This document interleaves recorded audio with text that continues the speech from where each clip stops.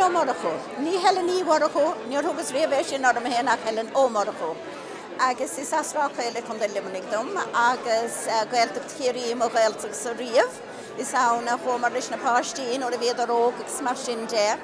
Agus chuníim anistim lechlí, agus samíim lechlí stocha le móránas da blian tá mé ceapa. Na leabhar seo dá riire chuann siad únarm héin mar a deirim go raibh glomíad a dhéanamh, agus is scéalta a chola mé héin nó an ceann a léig mé anistin nó mar leabhar a gceolcha.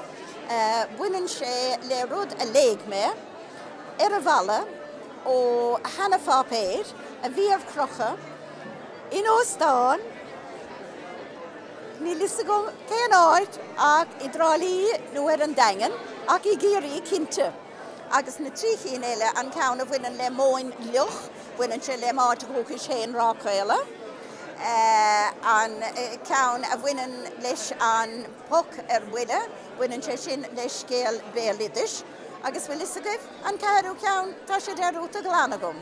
Neidir me ná bhfuilim gaiirí róhan don gnósa.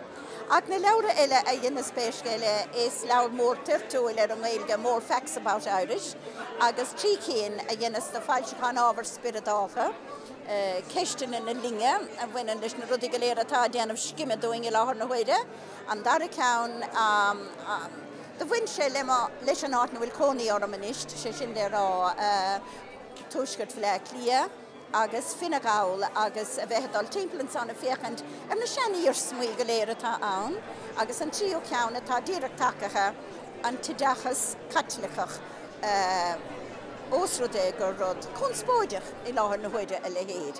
Agus tá rud idir lábhah gom faoi láthair neidir a gréach nóg mé go bracha, nó nach féidir am smuoine bheit a gceithreú leabhar a dhéanas do bhreacha.